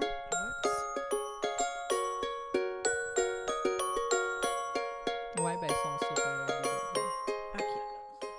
Oui. Parce que c'est du beau courrier quand même. Là. Tu sais, des fois, on a des commentaires un peu plus plates, mais ça, c'était quand même des beaux petits messages. Oui, c'est tout du courrier adressé à Annie-Ève. C'est un spécial pour elle. Est-ce que je peux y là. aller comme un medley, puis où ils sont en ordre? Non, il n'y a OK. pas d'ordre. Fait que je vais y aller comme ça. On va y aller n'importe comme on le sent, comme on ressent, notre ressenti. On écoute Est-ce notre qu'on nomme ressenti. les interlocuteurs? On peut. OK. Allons-y. Ah ouais, je pense Ici- qu'on va les montrer. Ici, c'est douteux.org. OK, donc on va en parler peut-être un peu plus en profondeur de notre ami Tommy ici qui Oui. a la page douteux. Donc, le 23 avril, Tommy disait à Annie-Ève, Yop! La grande philosophe qui se fait sournoisement attaquer sans cesse par des adultes qui connaissent ça mieux qu'elle, mais elle décide quand même d'aller commenter partout et de citer ses très méchants haters. On est devant un comportement de philosophe. Ce qui revient... Ah oui. quand j'exprime mes positions, c'est pour exciter du monde comme Godette. Mais on est de lui. Ça lui traverse pas l'esprit que peut-être que j'exprime des choses parce que je trouve ça important. Mais que ça tourne pas autour de lui, là. Ça revient souvent de... premièrement, souvent que tu fais ta victime. Donc, si tu critiques, c'est pour faire ta victime.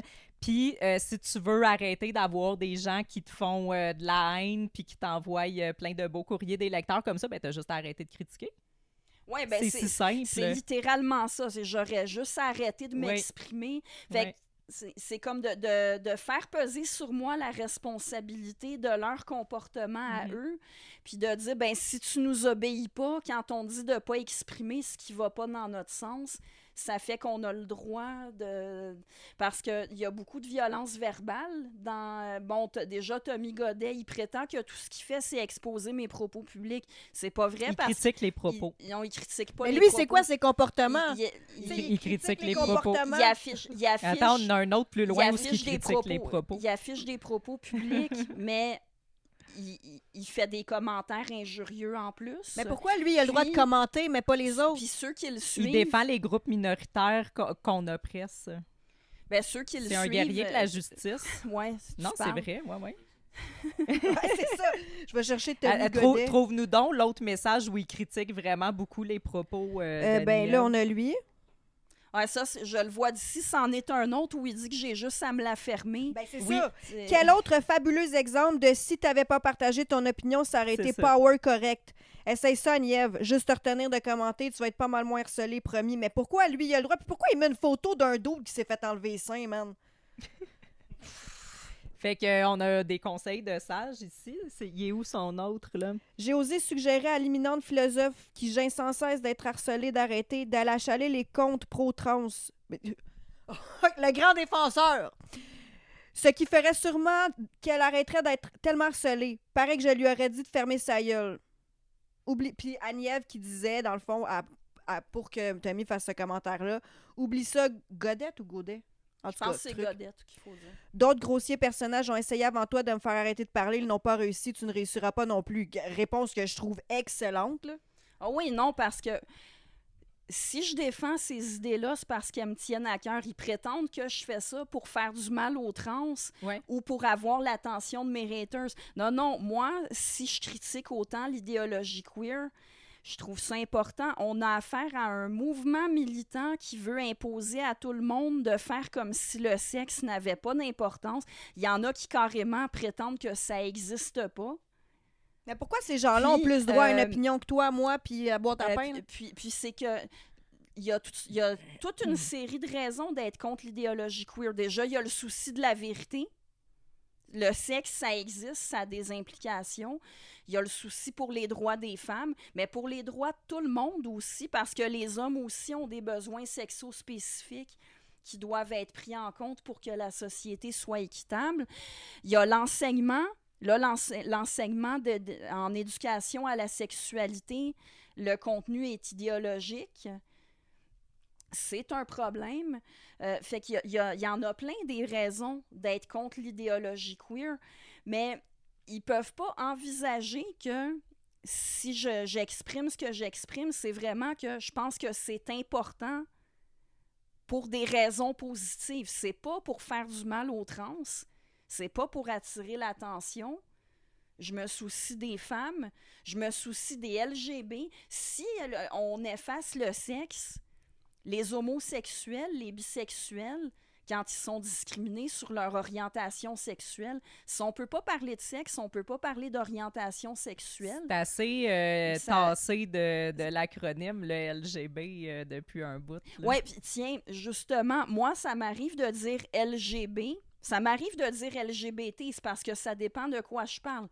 Si je parle seulement de ceux qui ont une orientation sexuelle autre que l'hétérosexualité, je vais dire LGB. Là, on me dit c'est transphobe parce que tu enlèves le T. Mais le T, c'est pas une orientation sexuelle. Pourquoi des fois on dit juste les trans, puis on se fait pas dire t'es homophobe, t'effaces le LGB. Puis la LGBT Alliance, en fait, si d'autres organisations vous laissent faire, spécifiquement pour les LGB, je suis convaincue qu'il y aurait la même réaction si vous excluez le T, vous êtes transphobe, mais des organisations spécifiquement pour les trans, pas pour les homos et bisexuels, ça existe. Pourquoi ça peut exister quelque chose de spécifique pour les trans, mais pas quelque chose de spécifique pour les LGB? Ils n'ont pas les mêmes soucis. Non, c'est ça, c'est pas la même chose. Là. L'orientation sexuelle puis la dysphorie de genre, c'est pas la même chose. Non. Alors, pourquoi pas donner au moins la possibilité? C'est pas parce que tu fais un organisme qui a pour vocation de répondre à des besoins particuliers des LGB que tu as quelque chose contre les trans. De la même façon que si un organisme voulait s'occuper particulièrement des Premières Nations, ça voudrait pas dire qu'ils ont quelque chose contre les Noirs ou contre les Arabes. Absolument. Non. Puis, bref, fait que dans le fond, je le redis, bref, si j'exprime ces positions-là, c'est vraiment parce que je pense que c'est important pour des raisons positives, parce que je me soucie d'un enseignement basé sur la science.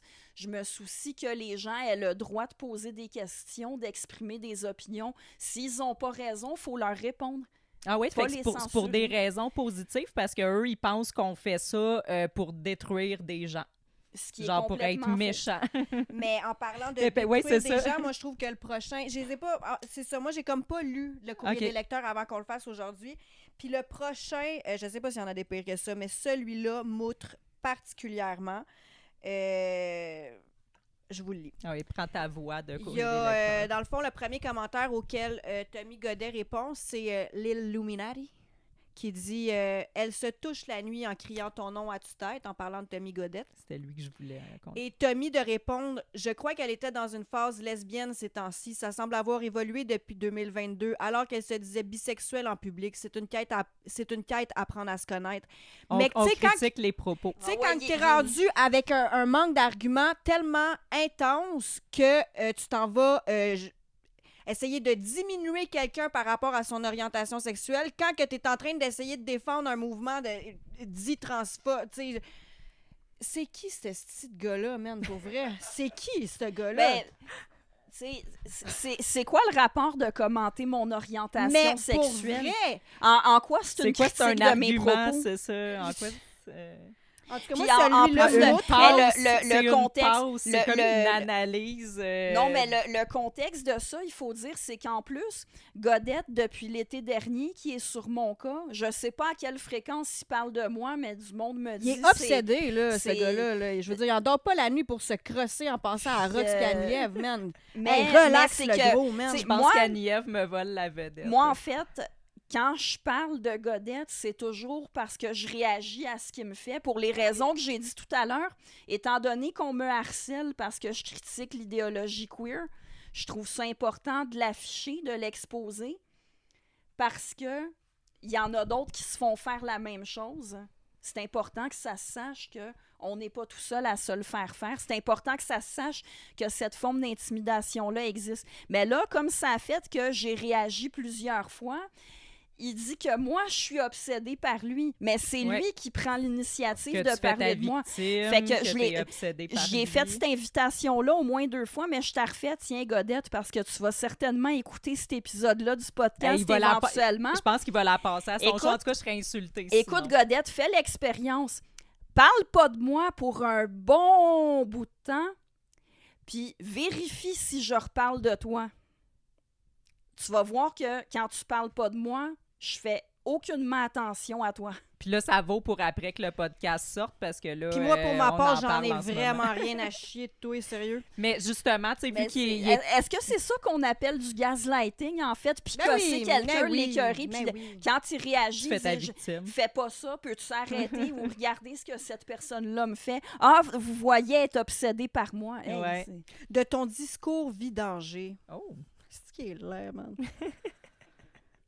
Mais justement, vu qu'il est tellement généreux de son temps d'attention, de ses commentaires, de ses commentaires, Je sais pas combien d'heures qu'il y a dans une journée. Là. Personnellement, Ben, j'en ai il fait des 24. lives de 12 heures. Mais il fait des lives de 28 heures par jour sur des Christ. gens. Fait que je sais pas comment qu'il doit avoir accès à une autre dimension Le dans gars, son il y a zéro garde-robe. problème de santé mentale, là. Non. Zéro. Puis, tu sais, on a souvent passé à ces émissions où il parlait de nous puis tout. Fait qu'aujourd'hui, on y a fait un petit spécial pour y rendre hommage. Il commence déjà. C'est des propos vidangés. Là, gars, ils font leur victime. Ils sont tellement victimes. Ils sont vraiment victimes. Tu sais que il n'y a aucune inclusion Zéro diversité. transphobe, suprémaciste. Eh oui, c'est vrai. Il n'y a rien que des blancs à l'écran. Il n'y a rien que des blancs. Ça, c'est du white privilege. Très vidangé. Très vidangé. Je trouve Les ça, propos, hein. Les je propos. trouve ça trop épuré, moi, leur mise en page. Les propos, hein. Les propos sont trop épurés. Ils font preuve de turferisme. Là, tu parles des propos. Oui.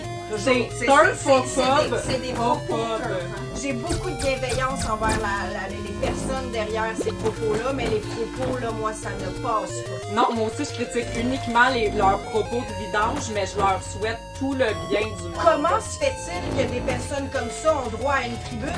Puis en plus, ils se victimisent. Ça devrait pas avoir le droit de donner leur opinion. Moi, je leur dis pas de fermer leur gueule, mais je pense que s'ils veulent arrêter de se faire critiquer, ben ils devraient fermer leur gueule. Pas critiquer. Puis s'ils ferment pas leur gueule, ben qu'ils arrêtent de se victimiser parce qu'on réagit. Ben c'est ça, ils prennent pas la critique. Nous, on critique les propos, mais ils prennent pas la critique, ils font leur victime. Puis il y a une adresse, ça se trouve si vite. Non, on n'encourage pas ça. On n'encourage pas nos followers. On fait pas de doxing, mais ça serait plate qu'il leur arrive quelque chose. Ça serait très plat. Très turf. Très turf. Très turf, Qu'est-ce que ça veut dire, donc, turf? C'est quoi une femme? C'est quoi? Bon, fait que, ben, écoute, on va continuer avec un petit dernier message de Tommy, mais là, c'est pas lui qui a toute l'attention. Après ça, on peut en lire d'autres de d'autres mondes. Parfait. Mais je pense qu'il est important, celui-là. Donc, le dernier message de Tommy, puis oui, je pense que c'est important, c'est un message d'une grande ampleur. Oui. Il nous dit, il dit à Agnève ou à quiconque, là, ouf, je considère qu'on veut un épisode, mais ce sera pas ça ma vie. Je ne lui souhaite sincèrement aucun mal. Ah ouais, je suis vraiment tombée en bas de ma chaise quand j'ai vu qu'il avait écrit en parlant de moi qu'il me souhaite aucun mal. C'est parce que il fait pas juste m'en souhaiter, il m'en fait. Je ris, là, parce mais c'est pas que, tu sais, drôle. moi, je reçois des niaiseries de ses fans après. J'ai dû bloquer plein de monde.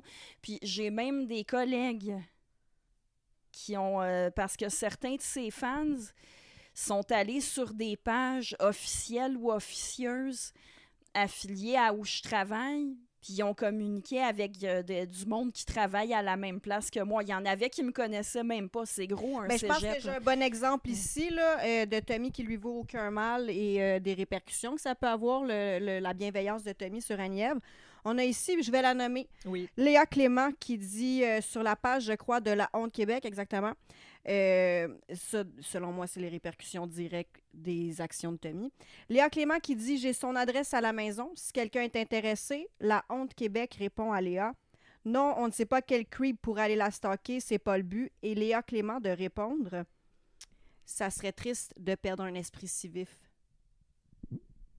Donc, tu vois, il te souhaite pas, personne te souhaite de mal. Ouais, puis Tu le vois dans les messages. L'admin de La Honte Québec qui dit c'est pas le but, n'importe quel creep pourrait aller la stalker. Je peux pas croire qu'il sait pas que les personnes qui ciblent peuvent ensuite être ciblées par ses fans. Puis on sait qu'il n'y a aucun creep qui sont sur les cas de gens comme nous sur les réseaux sociaux. C'est clair qu'une page dont la spécialité, c'est d'afficher du monde pour se mettre en gang et à leur varger dessus, ça attire pas les creeps. C'est aussi, super mais sain pas comme juste ça, activité. Là. C'est pas creep du tout remonter à v'là 3-4 ans dans nos posts puis même dans nos trucs qu'on a likés.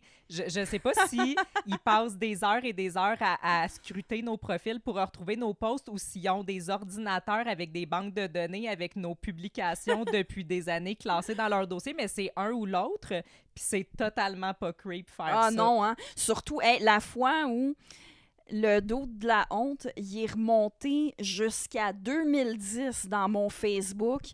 Il a retrouvé toutes les 2 publications par année que je fais sur Pantera pour faire un post avec ça en disant ne jure que par Pantera. So fucking what?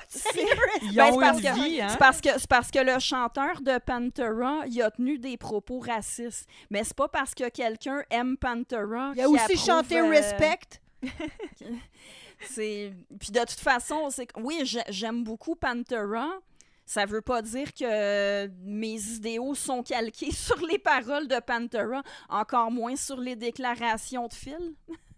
mais je veux dire, OK, tu remontes jusqu'à 2010. Non, mais juste ça, c'est débile. Là. C'est complètement débile d'aller... Il faut vraiment avoir rien à faire. Là. Je pense que même si... Puis il faut qu'il tienne beaucoup à me cibler. Là. Oui. Puis il dit qu'il fait ça parce que je tiens continuellement des propos intimidants. Mais pourquoi c'est pas ça qui t'affiche au lieu d'aller chercher ma publication de 2010 où je dis que j'ai du fun à écouter Pantera ou bien où je vais à un Pantera Tribute?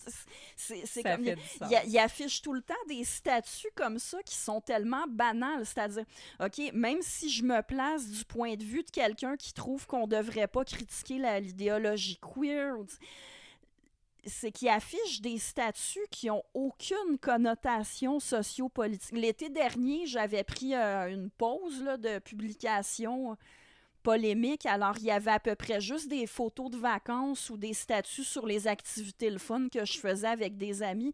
Puis même là, il affichait des photos de mes vacances. Là. Il affichait des photos où je suis dans un festival puis où je parle du fun que j'ai. Mais rendu là, c'est pas parlez-en bien, parlez-en mal, mais parlez-en. Tu sais, moi, poste-les, mes photos de festival, rock. Mais en même temps, ce qu'ils n'arrêtent pas de dire, c'est arrête de critiquer, on va arrêter. Mais quand tu poses des photos de vacances, c'est pas arrêter de critiquer, ça? Ben c'est ça. L'été dernier, j'avais pris pas mal une pause. Ben, j'étais en vacances. Je faisais autre chose. Ils n'ont pas arrêté de partager des captures d'écran de ce moi, que je trouve fais. ça quand même Toi, cool. Ça te dérange pas? Ben non, je me fais sentir comme si je passais dans 7 important. jours. Là. Ben oui, je suis Véronique Cloutier. Est-ce que tu mettais mes photos, man? J'avais pas vu ça Ben de même. là... Moi, je suis là, tu sais, j'hésite à mettre des photos personnelles sur mon Facebook à cause de ça, mais tu viens de me faire voir tout un nouvel univers. Mais je vais être une vedette, là, aussi. gâtez-vous. Mais tu sais, c'est comme quand il y a un dude qui était venu, ou une madame qui était venue dire « Ah, check, c'est la fille qui brainwash les kids du Québec. » Oui, mais dis-les si ça te tente. Puis là, tout le monde va venir sur ma page voir les kids que je brainwash, puis tout le monde va tomber en amour avec eux, même. Mais moi, s'ils republient mes photos de voyage, je veux qu'ils viennent m'interviewer sur comment je me suis sentie en voyage, comment j'ai trouvé ça, mes impressions. Ça fait de moi quelqu'un de privilégié. Je veux une quote aussi quelque part dans leur publication. Ben, je trouve ça très élitiste que tu prends de ton temps personnel en me suivant pas là, pour venir prendre des publications sur ma page pour aller reposter ça ailleurs. Hey, je veux dire, la pub gratuite que tu me fais. Puis tu sais, il y en a qui vont m'haïr et qui vont en parler, mais il y en a aussi dans ta gang qui vont full m'aimer et qui vont en parler. Fait que... Hey, ils font... Puis tu sais, quand même, ils font même pas ça avec les publications de la famille royale. Là. Non, c'est ça. T'es importante, Agnès. Oui, oui. Ben, on a invité une vedette aujourd'hui. Notre égale. Oui. Là, je suis flattée. Non, mais tu sais, en fait...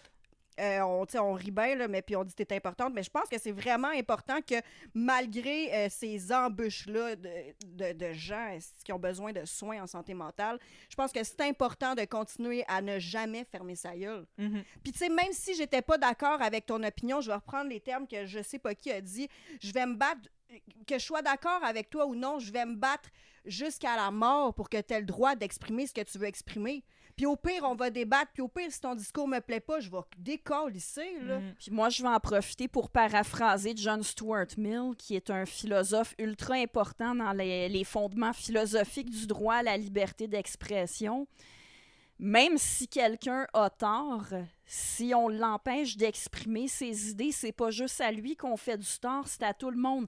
Parce que quand on le laisse exprimer ses idées, ça donne l'occasion de lui répondre, de comprendre pourquoi il a tort. Et discuter puis d'amener la discussion ailleurs, pousser plus loin la réflexion, être capable d'arriver à un terrain d'entente, peut-être.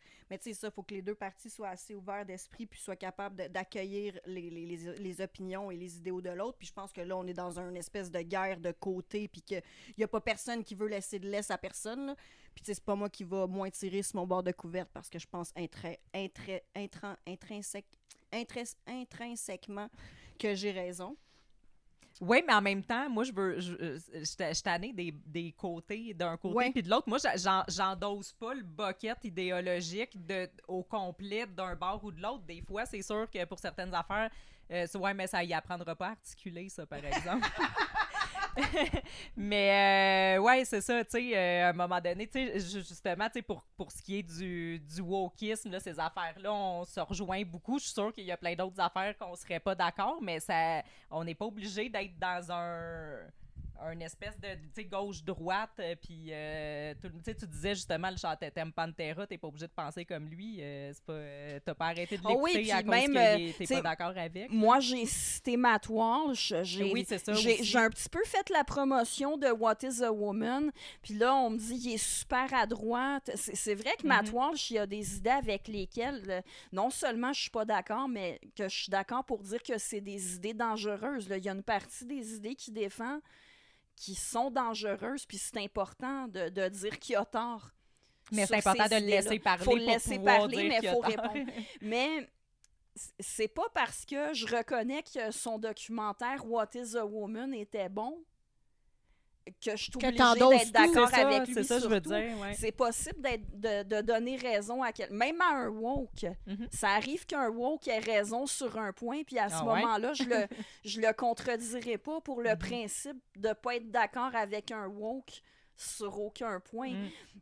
Puis, en fait, je sais que une des questions que tu voulais me poser, c'est pourquoi j'accorde autant d'importance à l'objection à l'idéologie du genre ou l'idéologie queer. Mais je pense que tu as répondu partiellement. Mais c'est tellement un problème sérieux que pour moi, il y a beaucoup de différents que je suis prête à laisser de côté pour s'allier, pour enlever l'influence indue que cette idéologie-là va avoir. Alors, oui, même si What is a Woman, ça vient de Matt Walsh, il a été capable de rejoindre pas mal de monde, du monde qui aurait jamais écouté un discours d'une Helen Joyce, qui est une auteure intellectuelle qui a écrit un livre, ou même Ryan T. Anderson, qui est un philosophe ultra-conservateur. Mais même là, il y a beaucoup de monde qui lirait pas Ryan T. Anderson, mais qui vont écouter un documentaire de Matt Walsh. Alors, l'important, là, pour l'instant, c'est de faire reculer l'influence de cette idéologie-là. Alors, aussi, j'ai déjà manifesté à la même place que des gens qui étaient des catholiques conservateurs. Ça l'était fait reprocher. Ben oui, parce que sur cette cause-là, on est d'accord. On a des désaccords par ailleurs, mais pour ce qui est de dire qu'on n'a pas à enseigner l'idéologie queer à l'école comme si c'était une vérité scientifique, là-dessus, eux autres puis moi, on s'entend, on va faire équipe. Ben c'est ça, il y a pas de mal à ça, là. Puis oui, je pense que c'est une cause importante parce qu'on a affaire à une idéologie non seulement qui nie la réalité, mais qui veut imposer la négation de la réalité à tout le monde. Fait que oui, j'estime que c'est prioritaire de stopper ça. Avec toutes, mettons, les menaces que tu as eues, l'intimidation, les insultes, est-ce qu'il y a quelque chose qui pourrait arriver à te faire fermer la gueule? S'il te plaît, non. On espère la réponse. Je suis obligée de dire que si j'étais morte, je parlerais plus. Mais j'ai peur que ça les incite à devenir encore plus violents. Donc, outre ça, est-ce qu'il y a quelque chose qui te ferait fermer la gueule? Non. Parfait. Non. Regarde, ça fait pas loin de 9 ans et demi, pas loin d'une décennie qu'on s'acharne sur moi, puis on a toujours l'air d'espérer que ça va me faire taire. Non. Je sais pas si c'est les mots de la fin, mais moi, je dois dire que t'es une femme courageuse. J'apprécie vraiment la discussion qu'on a eue. J'ai appris plein de choses. Puis je trouve ça important que tu ne lâches pas, de tenir ton bout, puis que tu laisses pas les autres t'écraser parce que tu as le droit de dire ce que tu dis, tu as le droit de penser ce que tu penses. Puis je pense que c'est important que les gens l'entendent. Parce que, comme tu dis, il faut repousser cette idéologie-là qui est en train de se répandre et de gangréner les générations futures, puis nous aussi, là. J'ai rien à rajouter à ça, toute la même chose. Merci beaucoup, Annie-Ève. Ben, merci, ça me touche. Merci à toi. Yay! Non, c'était hot, là. Ouais.